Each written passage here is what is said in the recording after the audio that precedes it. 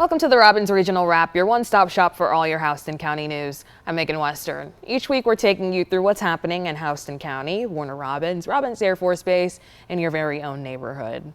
This week, Warner Robins Police Chief Wayne Fisher says last week's raid, where 30 people were arrested targeting drugs and gangs, made the city safer and broke up a long-time crime enterprise. Elizabeth Hunter went to a press conference where the police discussed the large operation that took place last Wednesday.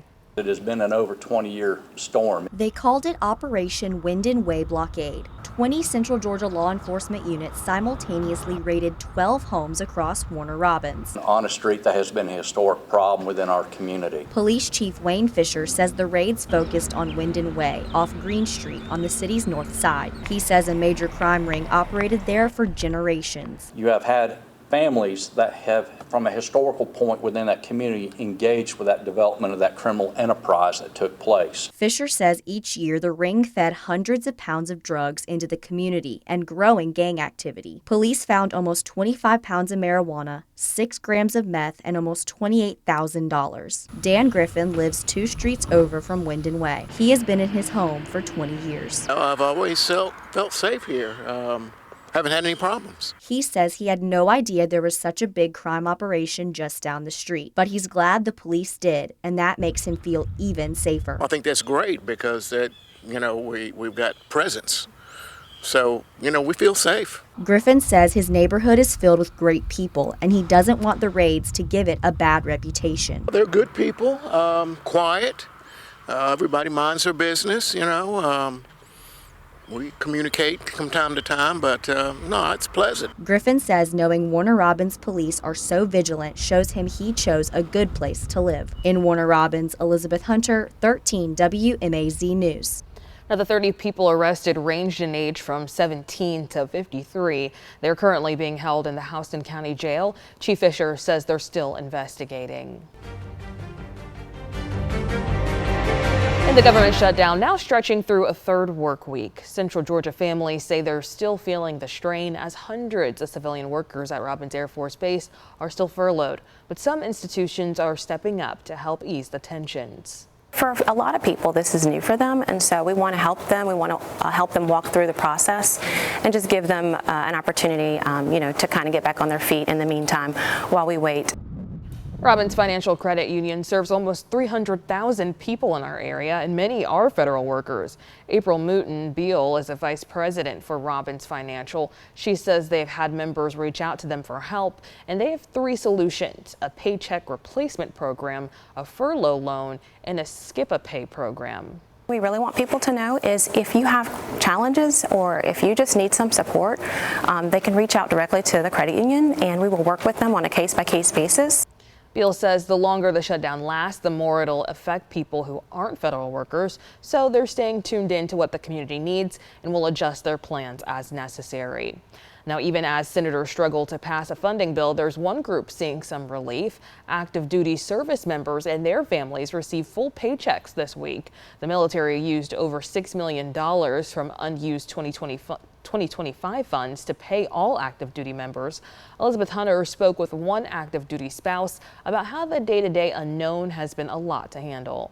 I asked my husband and he was like, oh, I don't know if I'm going to receive a paycheck or not. For 16 days, federal workers, military, and their families have been in limbo. To kind of say, hey, what are we going to do if this happens? Ebony Lewis is the wife of an Air Force commander and owns Lavino Wine Bar in Warner Robins. She says getting the paycheck Wednesday was nice, especially since their business is not doing as well since the shutdown. It hits us as a small business. Like, for the last 2 weeks, we haven't seen our business thrive like it normally does. Lewis says they are lucky to not have to live paycheck to paycheck, but there are always extra things to think about. We have daughters in college, we have son in private school. To try to help federal workers and service members, the 21st Century Partnership, a Warner Robins nonprofit, has been compiling a list of all the resources that are out there. It's a financial impact, and so we felt like having a list published can help those people navigate through and help get ahead of any financial issues in the future. The partnership is also collecting donations for their annual care package drive. This year, the base has requested 500 care packages for airmen who live on base. Lori Freeman, Director of Business Operations, says this is another way to help service members. Our mission is to advocate for Robins Air Force Base and the community. You know, of course, we understand the financial stress that this causes people, and so we're very happy to do so. You can drop off any care package donations to their office, and if you're looking for the list of resources, it's on the homepage of the partnership's website. They have tabs that take you to a list of military and veteran financial resources, civilian financial resources, local resources, and banking and utility information. October 31st will be the next payday for military members.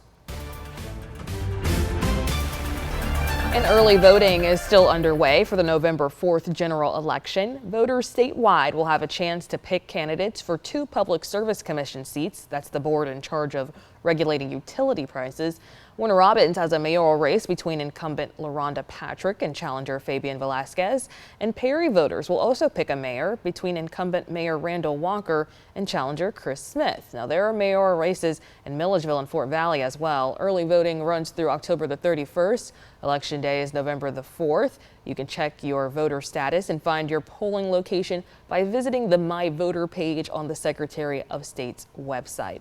Also on the ballot, the decision to continue the East Blast in Houston County, a 1-cent sales tax for anyone who shops in the county. Now, those dollars have helped the school system expand with school buildings, renovations, and tech upgrades, and it's not a new tax. It's been in place for nearly 30 years. Education reporter Naomi Washington visited a couple of Houston's East Blast funded projects. Westside Elementary is one of the latest Houston schools to get renovations. Teachers say it makes all the difference. The biggest thing that I noticed was the lights. Not to say that it was dark before, but the lights are definitely brighter. And students noticed too. I like how they painted the walls because it's clean and it looks new. To keep Houston hallways in tip-top shape and to build new ones, the district relies on East Blast funds.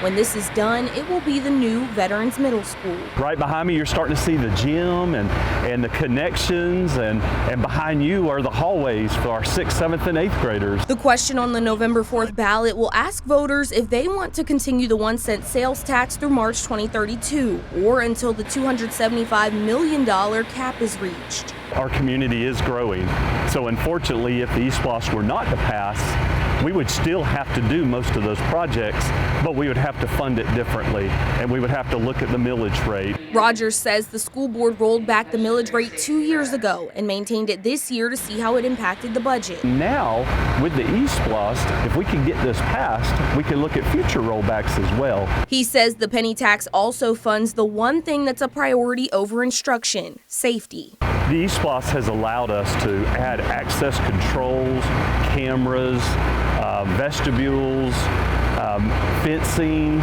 and we have a badge where if there was an emergency, a teacher clicks the button and 911 gets it immediately. Rogers says continuing the penny tax is an investment in Houston County's students, staff, and community. Superintendent Rogers invites Houston voters who have questions or concerns about the East Blast to reach out to him directly over email. That's richard.rogers@hcbe.net at the bottom of your screen. Early voting is already under process. You have until the October 31st to cast your ballot early. Election day is November the 4th. And if you live in Perry, this one's for you. A new company will start collecting your trash next week on October 21st.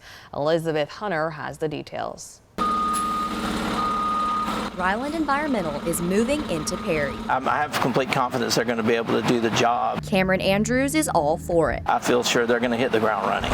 Andrews has lived in Houston County for 57 years and dealt with the transition to Ryland at his previous home in Centerville. They did a phenomenal job. It was almost a seamless transition.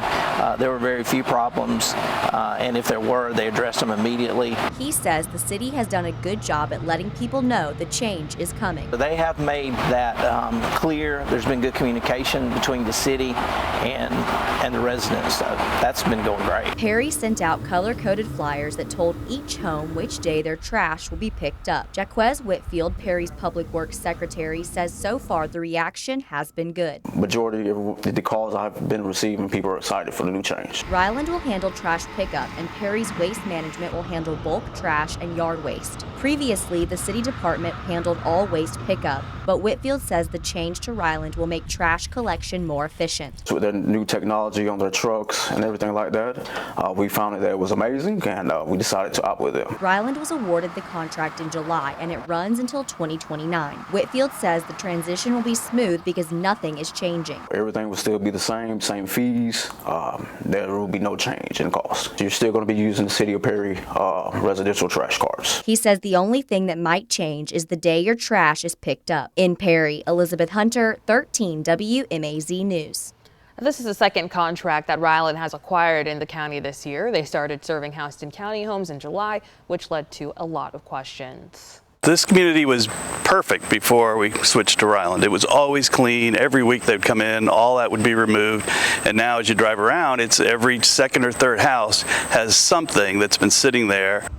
Now, before Houston County switched to Ryland, the base price included regular trash, bulk items, recycling, and debris. But Ryland's base price includes only regular trash and bulk items. That led to a trash pileup for people who didn't opt into other services. As you heard, though, the city of Perry will continue to cover debris and other item pickup at no extra cost.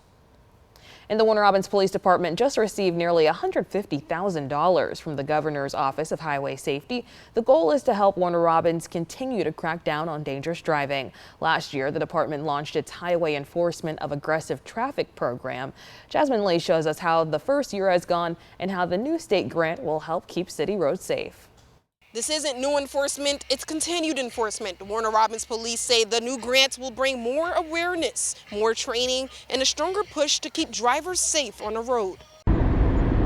1 year after launching its Highway Enforcement of Aggressive Traffic program known as HEAT, the Warner Robins Police Department says the results speak for themselves. We put in for the grant due to the rise in traffic accidents inside the city limits of Warner Robins. Since the program began last October, the city has reported 0 fatal crashes within city limits, a major drop from 9 traffic deaths the year before. Sergeant Christopher Fussell supervises the HEAT unit. At the completion of the first year, that's when we start looking at the data. How many crashes were in the city limits of Warner Robins, how many serious injury or how many fatalities we had. The program funds 2 full-time officers focused on DUI, speeding, distracted driving, and seatbelt safety. Last year, we reported 59% of Georgia's traffic deaths involved people not wearing seatbelts, a reminder of why that work matters. And it's more than just enforcement. Officers don't have a set schedule, instead shifting their schedule to work the hours that can be the most dangerous. We can work more people in if it's budgeted into what that amount is that's based for salary for that month. There are times where I can pull other members of our traffic unit in and pay them off of the grant. Fussell hopes the city's streak of 0 fatal crashes will become the new normal. Reporting in Warner Robins, Jasmine Lee, 13 WMAZ News. Now, the HEAT department also hosts monthly community events to educate drivers. Their top 4 reminders: wear your seatbelt, put your phone down, don't speed, and never drive impaired. And the top teachers in Houston County now have a direct line to the superintendent, and their voices are being heard. It's all part of a new committee designed to keep communication flowing from the classroom to the district office. Naomi Washington breaks down how the advisory committee works. When it comes to keeping classrooms strong, who better to ask than the teachers themselves? The idea started with Houston County Teacher of the Year Jade Thomas, who wanted teachers to have the space to share what's really happening in their classrooms. I pitched this idea. I'm like, hey, We need a teacher advisory council. Together we can is our mission, so let's bridge that gap between teachers, who are the heartbeat of our district, straight to our administration. They said yes. Now each school's Teacher of the Year, 40 in total, meet with the district leaders 4 times a year. They share what's working, what's not, and give feedback on new projects. And it's great that our superintendent is right in the room, so he can address some things right away, and he can really hear our conversations, and it's just very great for both sides. Kindergarten teacher Megan Blythe calls it a chance to speak up and collaborate. It feels rewarding to be heard because we're the ones in it every single day on the lines and just trying to make a difference in these students' lives. Georgia state law now bans cell phones in schools for grades K through 8. Superintendent Richard Rogers says he asked teachers if that ban should extend to high schools. One high school teacher, she looked at me and said, but cell phones are part of our life now. We need to teach children how to use them properly and when to use them. So she didn't support the ban at the high school level. So I wouldn't have known that if we hadn't had that superintendent advisory panel. The committee will meet 4 times this school year, helping bridge the gap between the classroom and the central office. Now, that next meeting is set for February. Jade Thomas hopes this becomes a lasting Houston County tradition, keeping teacher voices at the heart of district conversations. The current Teachers of the Year sit on the Teacher Advisory Committee, so each year it'll be a new group. Now, also this week, we're shining a light on Russell Elementary. They're one of Georgia's newest distinguished schools, which means they're in the top 5% of Georgia's Title I schools, earning high scores in English and math on their milestones tests. Naomi Washington visited and brings us more on the honors. The Russell Elementary Patriots know how to work hard and have fun. Miss Hunnell's 5th grade class is a bright example of that. 4 divided by 684. Students like Addison Thurville are finding out which math strategies click best for them. Right now we're learning long division. It's pretty easy, but I do like Big 7 more. And classmate Michael LaMiller has a method down pat. You have to divide and then multiply and then you subtract it, you bring down it, and then you repeat it over and over again until you have none left. That dedication and a lot of teamwork helped Russell Elementary earn the title of Distinguished School, one of the top 5% of Title I schools in Georgia. Principal William Wilson says it's been years in the making. We've worked extremely hard as a staff to achieve this goal. Each and every year we talk about it, and we keep telling everyone that it's a marathon race to get to this point. And this year there's even more to celebrate. The school just got an $8 million makeover over the summer. It's great to see an atmosphere where everyone is working together. We all have that same goal. We're trying to help all students, and that's one of our mission and vision things, is just make sure all students are achieving and growing each and every day. With new classrooms and big achievements. It's really fun to just learn my friends, and sometimes we discuss the subjects together. And plenty of school spirit, Russell Elementary is proving why there are School of the Week. This state honor might not stop here. Principal Wilson says now Russell Elementary is in the running to be recognized as a top school nationally. In the 36th Georgia National Fair may be over, but the celebrations lingered into this week as the fair broke a new record for attendance. Monday, the fairgrounds announced they welcomed over 612,000 visitors this October. Their previous record was in 2019 when they welcomed over 565,000 people. That means they shattered that record by almost 50,000 people. Now the countdown's already on for next year's fair. I'm already excited. You can mark your calendar for October 8th through the 18th, 2026, when the Georgia National Fair returns for its 37th year.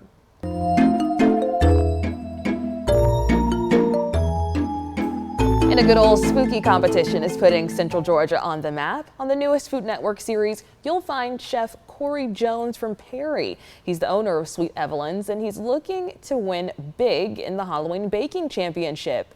This is his 3rd time on the Food Network, so he is a pro at this point. Not only does he enjoy the competitive rush, he loves everything Halloween. Chef Jones says this go-round was the hardest, though. However, it's competitions like this that gets him out of his comfort zone. Doing and baking things that are not in my normal everyday wheelhouse and stepping outside of my comfort zone, it's really allowed me to branch out into what I offer even here in the bakery. But above all, in any competition, there's nothing that compares to the relationships and friendships that you build with the other contestants. Sweet Evelyn's is hosting a watch party in front of Perry City Hall. That'll be Monday night, October the 20th at 9 p.m. Everyone is invited to see his Halloween debut. We have all kinds of different shapes and sizes. Some I consider somewhat ugly, but some nice big ones. If you want to cover them out and put your baby in there for a Halloween picture, we can do that. And some smaller ones for the kids to take home and paint. Mount Calvary Lutheran Church in Warner Robins is hosting its second ever pumpkin patch for the month of October. The goal is to bring a sense of the fall season to our area while also raising money for their youth ministry. There's over 1,000 pumpkins available for you to buy or to take some nice pictures beside. They'll be open every day from noon to 7 p.m. Before we let you go, here are some more events that are happening throughout the Robins region. The Summer Landing of Warner Robins is holding their Trunk or Treat event. It's happening Tuesday, October the 21st from 6 to 8 p.m. There's going to be food trucks and games. The assisted living facility is over at 600 South Kimberly Road in Warner Robins. And if you're looking to get into the fall spirit, Christ United Methodist Church is also hosting an annual pumpkin patch. It's starting Tuesday, October 21st. It's going to go until the 31st. Sunday through Friday, you can head over from noon to 7.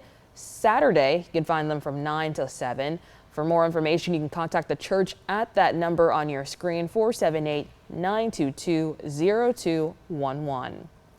Now, you're probably familiar with hot yoga, but how about some spooky yoga? You can enjoy a fun Halloween-themed 1-hour yoga session with spooky stretches and a complimentary Monster Mash margarita with Homegrown Yoga. They're hosting this at Main Street Bar in Perry. This is happening October 25th at 1 p.m. Make sure you dress in your favorite Halloween costume for some extra festive vibes. It'll cost you $20. You can register online at And get ready for fall fun at the first annual Fall Garden Festival hosted by Master Gardeners of Central Georgia. It's happening Saturday, October the 25th. It's going from 9 in the morning till 4 over at the UGA Houston County Extension Office in Perry. Admission and parking are free. You can enjoy hay rides, a petting zoo, pumpkin painting, and more, plus a plant sale, silent auction, local vendors, and tasty food booths. So lots going on there. You don't want to miss it. They'll also have expert gardening tips, crafts for all ages, and their new pavilion reveal. It's a family-friendly day full of fall festivities.